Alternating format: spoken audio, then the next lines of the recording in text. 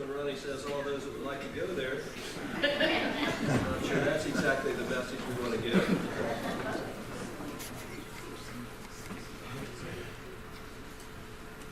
You know, I was doing some reading this week in the Ohio Revised Code. I imagine many of you have done that as well this week. Most of you don't even know what the Ohio Revised Code is. The ORC, that's the orc. It's not the one from, it's not those kind of orcs. It's the Ohio Revised Code. It's the Ohio's Code of Laws. And in chapter 1533 of the Ohio Revised Code, which I'm sure you're all familiar with, we find the rules and regulations for hunting and fishing. So far, this is pretty exciting, right? Who knows how many pages are in chapter 1533 of the Ohio Revised Code? 99. I read through a lot of them this week, so I have a pretty boring week. Do you know that the maximum fine for violating one of the rules of the Ohio Revised Code, chapter 1533, it could be a first-degree misdemeanor, which carries with it a maximum of 180 days in jail and a $1,000 fine. Did you also know that there's a federal register of endangered species? There's a federal endangered species register.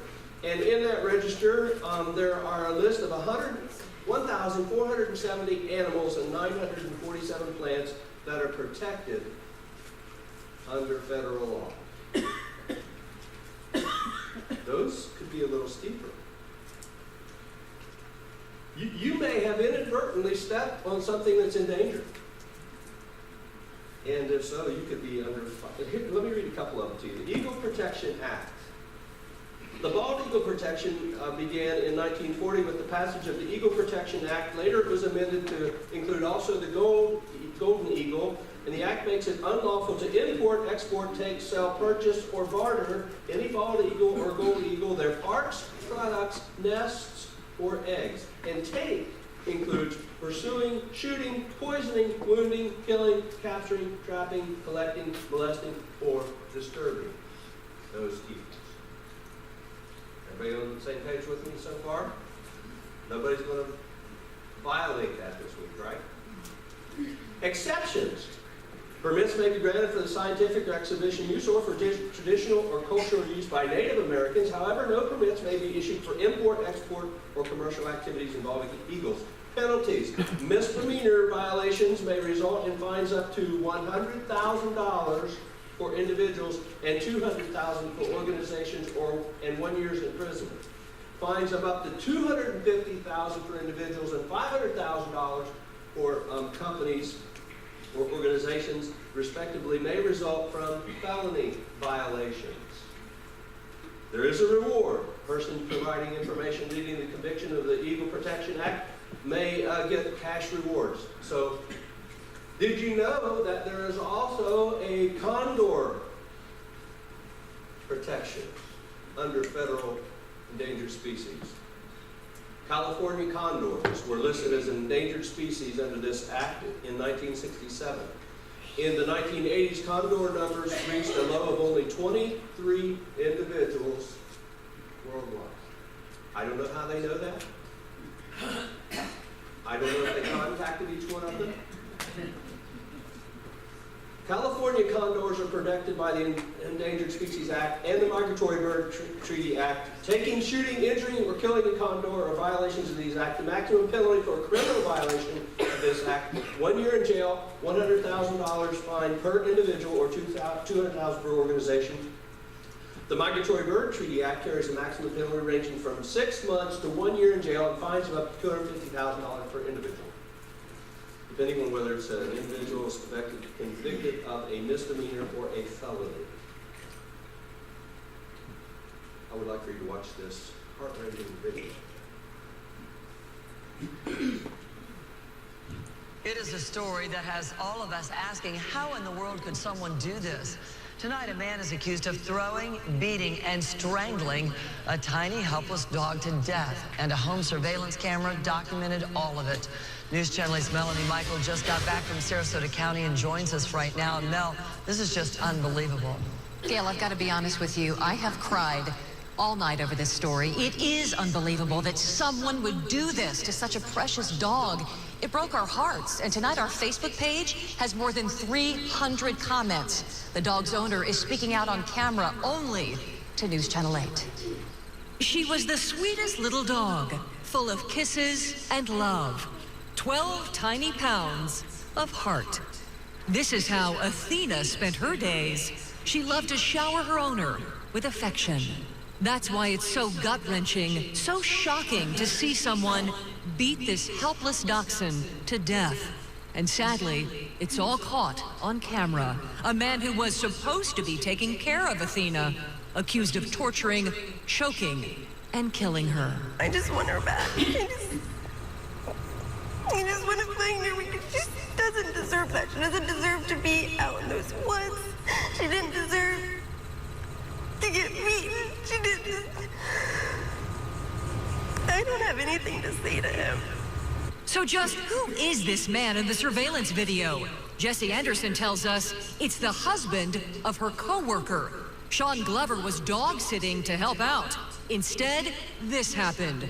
According to the sheriff's office, Sean can be seen throwing little Athena out the door. Watch this, the tiny dog is scared to death and is seen running to get away, even hiding under a table.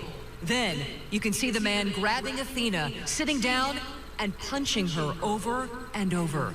What happens next, we've chosen not to show. The man chokes Athena and walks away with the dog's body. At first, Jessie was told her beloved pet ran away. We spent hours out there, hours looking for her, and I didn't want to stop. I didn't want her to think I gave up because I didn't. We went by Sean Glover's house in Nokomis to confront him about the video, but he wasn't home. Jessie is now left heartbroken, missing little Athena more and more every day. I was supposed to protect her. I was supposed to be there for her. Because I don't know how to process this. I don't know how to handle this. Sean Glover has been charged with felony animal abuse, and sadly tonight the remains of little Athena have not yet been found. Her owner wants so badly to give her dog a proper burial. But we want to thank Jessie Anderson for speaking out tonight. She says she spoke with News Channel 8 because she wanted everyone out there to know what a loving dog Athena was and to bring awareness, Keith, to animal abuse. We certainly feel her pain tonight. Thank you, Mel. We have... It is a story that has all of us asking, how in the world... Yeah. So, I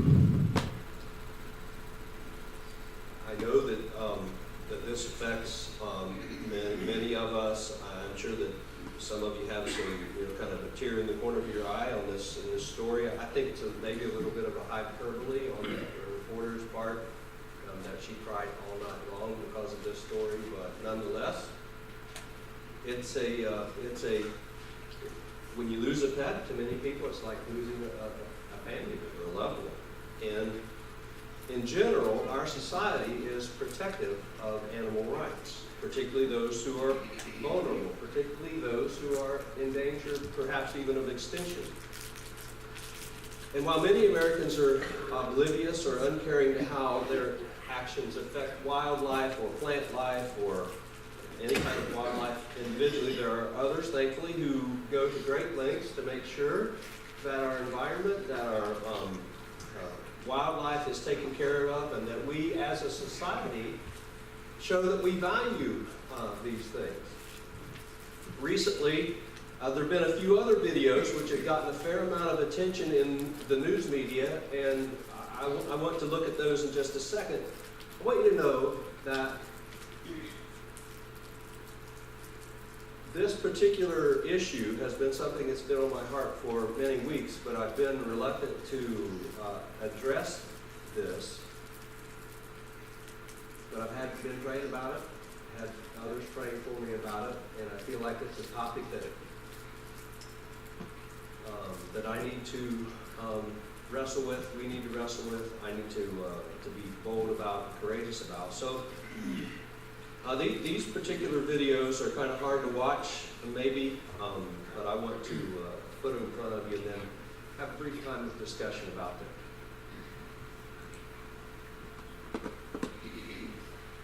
How late in the third trimester could a physician perform an abortion if he indicated it would impair the mental health of the woman? Or physical health. Okay. Okay. I'm talking about the mental health. So, I mean, through the third trimester. The third trimester goes all the way up to 40 weeks. Okay, but to the end of the third trimester. Yep, I don't think we have a limit in the bill. So,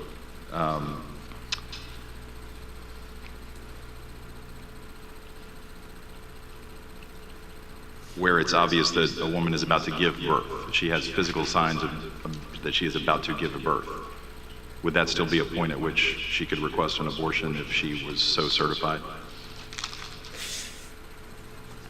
She's dilated. Mr. Chairman, that would be a decision that the doctor, the physician, and the woman would I make understand at that. I'm asking point. if your bill allows that. My bill would allow that, yes.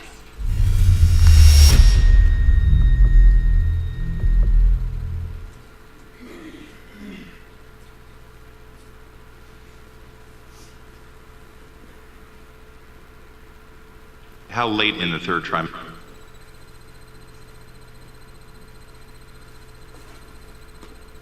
So in this particular example, if a mother is in labor, I can tell you exactly what would happen. The infant would be delivered. The infant would be kept comfortable.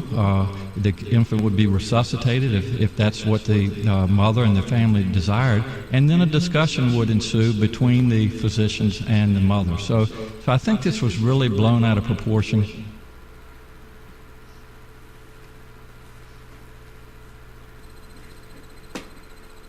New at 11, Governor Cuomo signing into law one of the nation's strongest protections for abortion rights. This after the Democratic-held Senate and Assembly passed the bill on this, the 46th anniversary of Roe versus Wade. The governor holding a signing ceremony earlier tonight in Albany.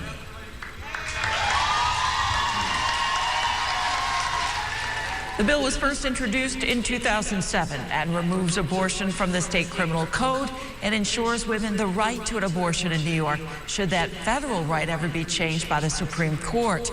But Cuomo thinks it should be taken a step further. And do a constitutional amendment so no governor, no legislator, no political swing can ever jeopardize a woman's right to control her own body in this state. The New York State Catholic Conference and Bishop Robert Cunningham are strongly opposed to the bill, saying New York is moving in the wrong direction by empowering more doctors to provide abortions and removing all state restrictions on late-term procedures.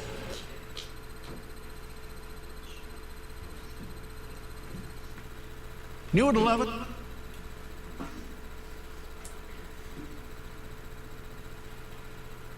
So I want you to know that I take very seriously my position here as one who speaks to you about political things. I try my best to keep politics out of the pulpit, so to speak. Even though I'm fairly opinionated about my politics, I try to keep those from being a part of any of my sermons or any of the topics that I discuss. But to me, this particular topic, and I see that it's 10 minutes after 10, so I've got like a couple of hours.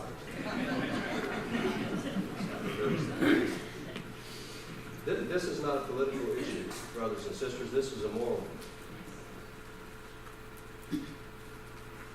And the events over the past month or so with regard to women's rights, with regard to abortion rights and those kind of things are something that I believe that we need to explore. We need to know what the Bible says. We need to know what God's will is. We need to know what the issues are and how to deal with them. And it's not a political thing. One of the things that I know about God is that he has a soft place in his heart for the weak, for the underprivileged, for the innocent. And over 20 times in Scripture, he warns us about taking innocent blood, about shedding innocent blood. I want to read one of those from Proverbs chapter 6. One more question. Excuse me? Harley, you got a deep voice there. There are 6 things that are the Lord hates, 7 that are detestable to him.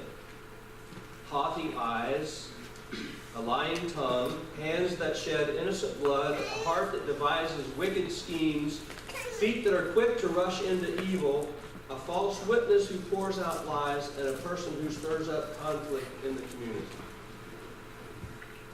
This particular one that I want to call attention to is the person who sheds innocent blood. And as I look through these others, as I'm reading those who are proponents of this travesty that we just watched in the videos seem to encompass several of these. People that are telling lies, people that are quick to rush into evil, people that have lying tongues, and people that devise wicked schemes. I want to read to you from the 106th Psalm. I've taken some excerpts from that psalm. I want to read the whole thing. This is where Moses has brought the people out of Israel. They've come into the new land that God has given to them, but they disobeyed God.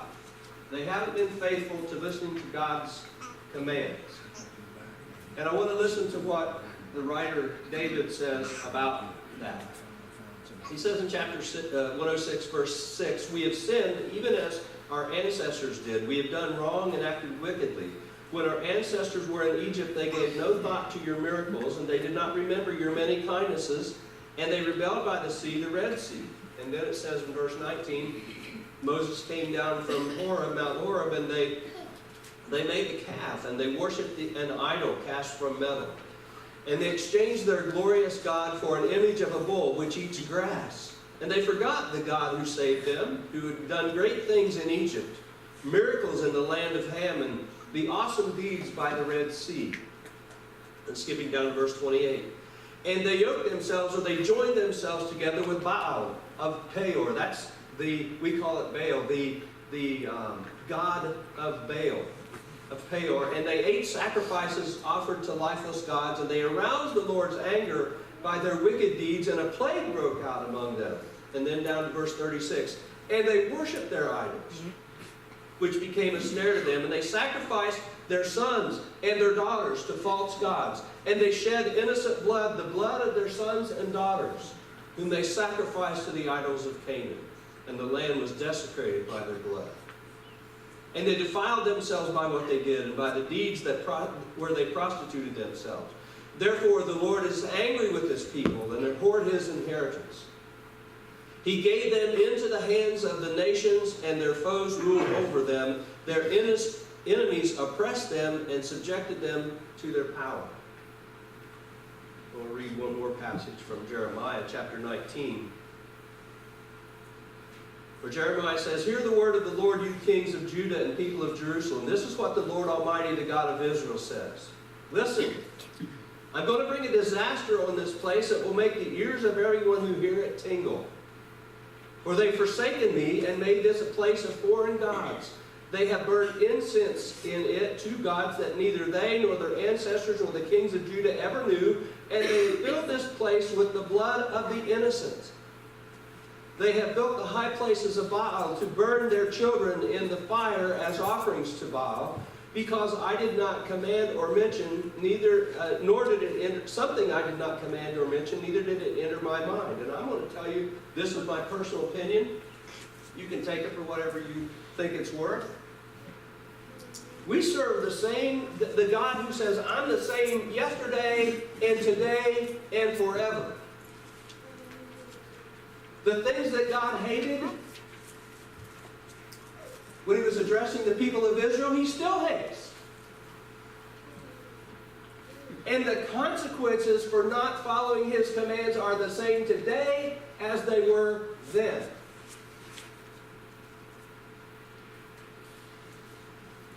I'm afraid that any nation, at any time in history that willfully, wantonly, regularly sheds the blood of the innocent, that doesn't value life, particularly the lives of its children, will reap the wrath of God. I believe that our nation is under judgment today because of this very issue. I believe that some of the problems that we're having today is because we're under judgment. Because we haven't valued the life of the innocent. Now, I know the arguments. I know that people say, well, our government says that it's legal. Well, the government says a lot of things are legal that aren't healthy. Government says a lot of things are legal that God condemns. Just because the government says it's okay doesn't mean that it's okay. There are a lot of things that are legal based on federal and state law that are contrary to the commands of God.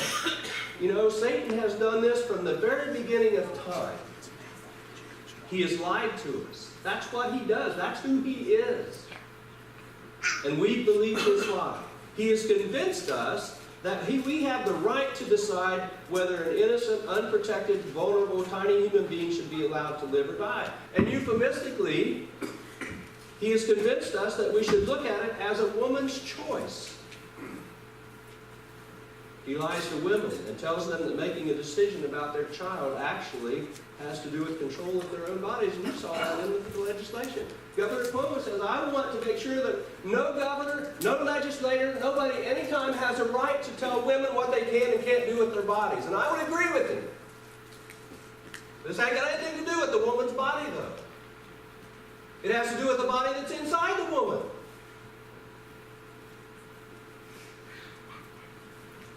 Satan has lied to us, and we have believed his lie.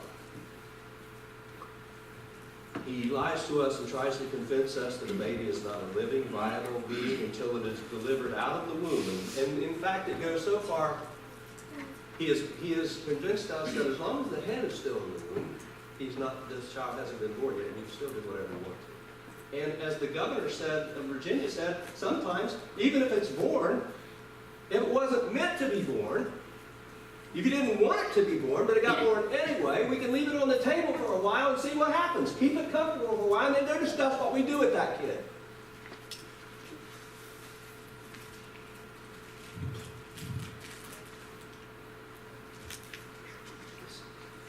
See, these things don't even take the they don't pass the common sense test to me. If I go up to somebody, I'm careful about this these days. If I go up to some lady that looks pregnant, I try to make sure she actually is. I've made the assumption before that someone is pregnant when they're not, and that's not a good place to be. You do not want to assume that just because someone has a bulge that means they're pregnant. So just a clue. But if you and I go up to somebody that is obviously pregnant, what is one of the questions that we would ask that person? What'd your baby do? Right? What's the baby's name? Is it going to be are you going to have a boy or a baby girl? Right? Let's say that person is 6 months pregnant, 24th month, or thereabouts. Weeks. unless you're an elephant. And then it's, Satan lies to us.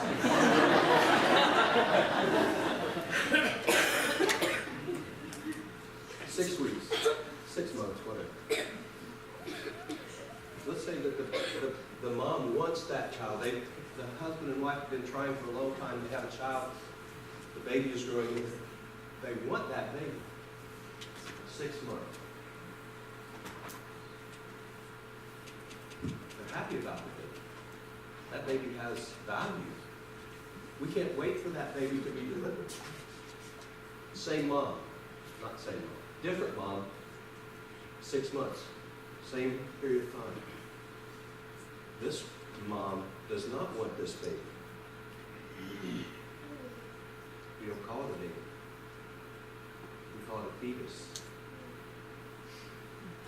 We don't give it value. We say it's just a blob of tissue. It hasn't got rights. It hasn't got value. Same babies in age, different concept as to what is valuable and what's not. Who gets to make that choice? Me. How do we get to say that one is valuable, that we can't wait for that baby to be born, and the other one has no worth whatsoever, and we can tear it apart and do whatever we want to with it? It doesn't pass the common sense test. Satan has been using this line from Adam since the time of Adam and Eve. Oh, did God tell you that you shouldn't eat from that? Or that you're going to die? Oh, you're not going to die. God doesn't want you to have fun. God doesn't want you to have the right to do what you want to do. He wants to control you. He doesn't want you to be free to do what you want to do. Sounds to me like the same argument about abortion. You have the right to control your body. He shouldn't be able to tell you what you should do. Those Christians are just trying to control you. You should have the right to do whatever you want to with your body. That's a Satan's lie. That is a lie that Satan has been telling for ages, for millennia.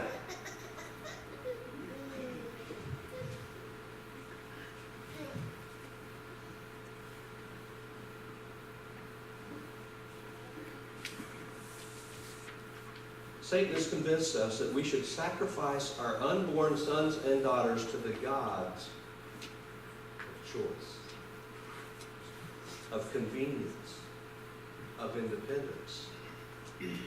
He has convinced us that we should be able to live our lives free of consequences. The God of pleasure says there shouldn't be any consequences for seeking sexual pleasure. Sex is natural and you should enjoy it. If you get pregnant, don't worry about it. You shouldn't be expected to have to deal with that. Just lay your unwanted son or daughter on my altar.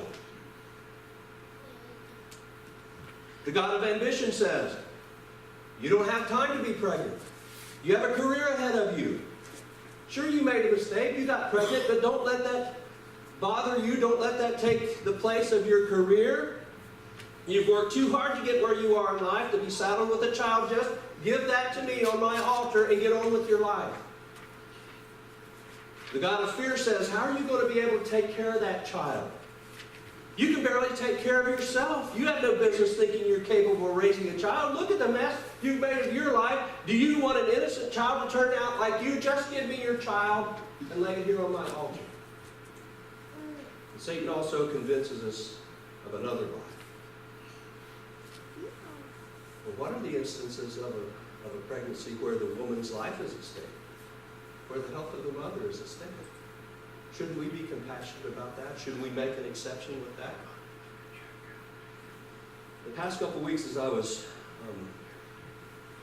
trying to get ready for this message, I read of several doctors, pediatric surgeons, emergency room surgeons, talking about this very subject.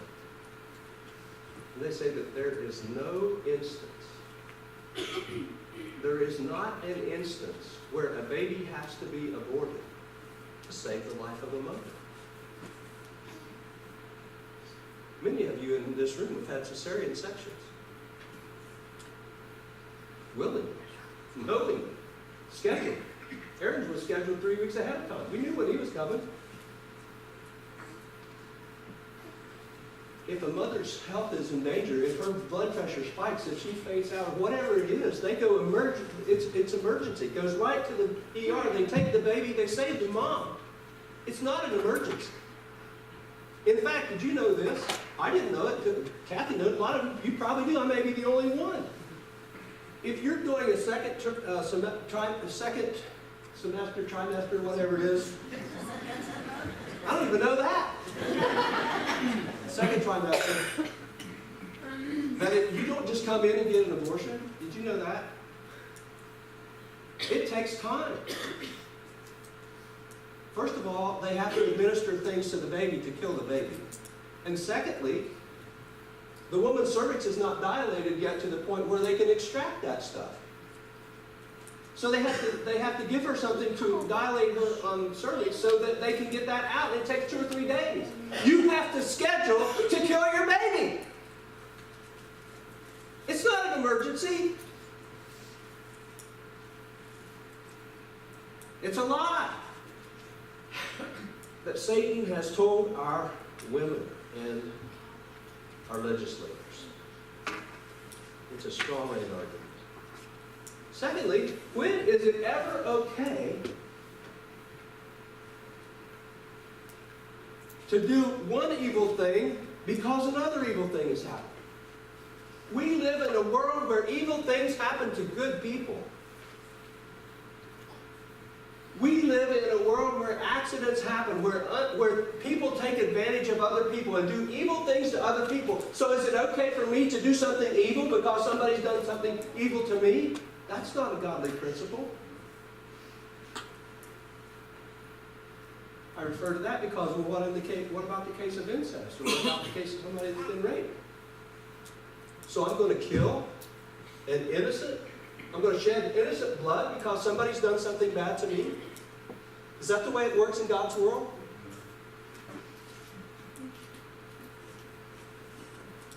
I am given the tools, I am given the support for dealing with whatever happens to me. I'm a child of God. I have the Spirit of God in me. I have all kinds of people who can help me through this situation, whatever it is. I don't have to do evil because evil has been done to me. That's why I have you. That's why I have prayer. That's why we have each other, so we can help each other through these things that evil things happen to us. I don't have to do something evil and horrible because something happened to me.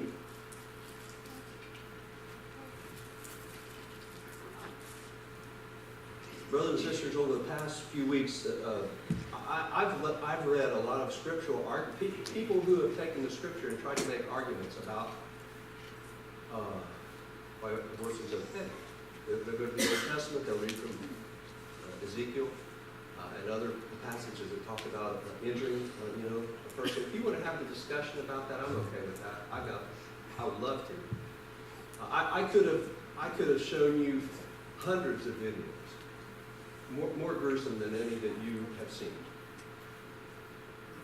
I could have brought all kinds of doctrinal proofs. We could argue this all day long about doctrine. And if you want to have that discussion, I'm happy to do it. I didn't think we needed to take the time to do that today.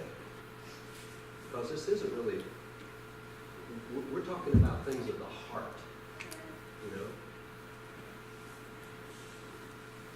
I want to read two passages of Scripture, and then we'll turn it over to you. I apologize for you being a little long. I got to passionate about some things. Psalm 139, you have searched me, Lord, and you know me, and you know when I sit down and when I rise. You perceive my thoughts from afar. You discern my going out and my lying down, and you're familiar with all my ways. Before a word is on my tongue, you, Lord, know it completely. You hem me in, behind and before, and you lay your hand on me. Such knowledge is too wonderful for me, too lofty for me to attain. Where can I go from your spirit? Where can I flee from your presence? If I go up to the heavens, you're there. If I make my bed in the depths, you are there. If I rise on the wings of the dawn, if I settle on the far side of the sea, even there, your hand will guide me. Your right hand will hold me fast. If I say, surely the darkness will hide me and the light becomes night around me, even the darkness will not be dark to you. The night will shine like the day, for darkness is as light to you. For you created my inmost being, you knit me together in my mother's womb. I praise you because I'm fearfully and wonderfully made. Your works are wonderful. I know that full well. My frame was not hidden from you when I was made in a secret place, when I was woven together in the depths of the earth. Your eyes saw my unformed body. All the days ordained for me were written in your book before one of them came to be. In my view, God is saying, the writer here is saying, David is saying, before I was a body, before I was born, before I was even formed, you already knew. Let me ask you this. I'm just going to take a few minutes. Just hang with me here. What is the difference between a human being and any other being on the face of the earth? have a soul. We have God's Spirit in us. We have spiritual DNA in us. Let me ask you this question. When do we get that?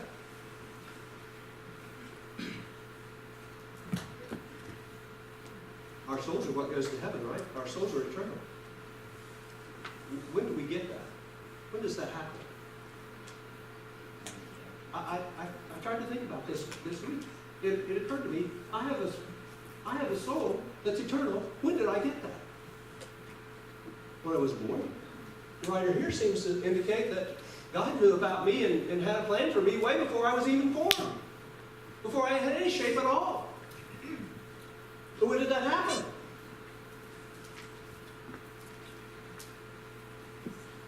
When blood started flowing? When I started having brain activity? When my heart started beating? When I started kicking around?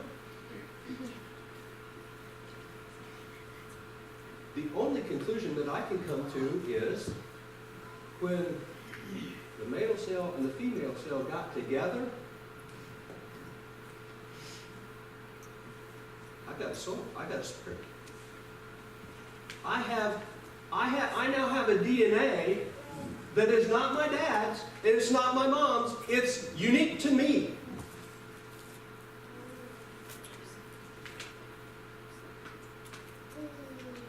Nobody else has it. Just me. I believe I have the Spirit of the Lord then. I don't have the right to do away with that. I do not have the right to be God. What does it say about us that we read over a video of an abused puppy? But we don't blink an eye when we see these things happen in our legislatures, on the newscasts, and in our world. Satan has so screwed us up that we believe his lies. And we're okay with that. I'm just here to tell you, I'm not. I want to read one final thing. This was taken from lifesitenews.com. This is a December 2nd, 2014 story that I found online. It was a story, it was a collection of 8 women who had abortions who spoke about their experience. I had 8 of them. I'm just going to read one of them, because that's what I want to leave you with. This lady's name is Bryce Griffin. She's the founder of Charlotte Center for Women. She said after napping, that is, after she had the abortion, she went home. I was raring to get back out into the bar scene. And there was not enough whiskey in D.C. to satisfy me that night, or any night for many months following. When I woke up the morning after my abortion, Brian, my boyfriend, asked me how I slept, and I said, I slept like a baby. And he said, you mean like a baby killer? Doesn't sound like a thing to say to your loved one, but for months after that, I knew nothing except that I wanted to die. Death was the only certain escape from the horrific pit that I had formed in my soul, and I begged for therapy. I screamed for help, but only inside. How could I admit what I had done? She didn't want anybody to know about it. She was wrestling with that inside. So I buried it. No one else needed to know. No one else needed to judge me as harshly as I had come to judge myself. I trudged through many more years, feeling happy at times and doomed at others. One day I was out running and listening to a sermon by Father Larry Richards about confession. And he said, if you have had an abortion, confess it. Your child is praying for you in heaven. She said, I just stopped and my chest heaved with uncontrollable sobs. And then I ran home to arrange an appointment for confession with my dear priest. And there in the confessional, heaving with sobs once more, I truly expected to be struck by lightning. And now I sat there acknowledging that I was guilty of the worst sin possible, murder. And my dear priest smiled and handed me a box of tissues and said, God is happy that you're here. You will be forgiven, but you need healing. Now, if I were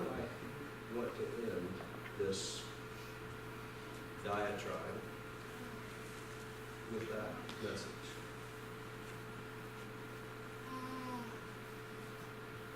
You remember what Paul said about himself?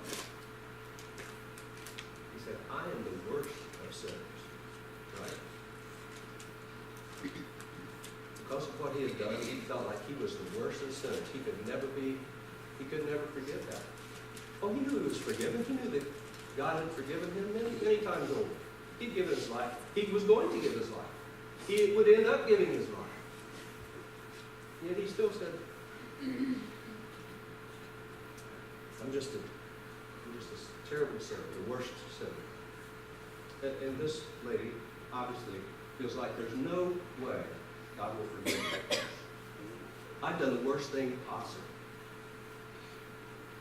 But the priest is right. Here's a box of tissues. God will forgive you of anything that you've done. I don't know all of your histories. Thankfully, praise God, you don't know all of mine. But that's not the point, is it? The point is, confession opens us up to reconciliation with God. No matter what we've done, no matter where we've been, no matter how we have disappointed Him or others or ourselves, there isn't anything that God cannot forgive us of. And that's really the message that we have every Sunday. That God is anxious for us to come to Him with issues. He doesn't wait for us to come. He runs out to find us and bring us back. He's reaching out to you this morning. Let's stand and sing.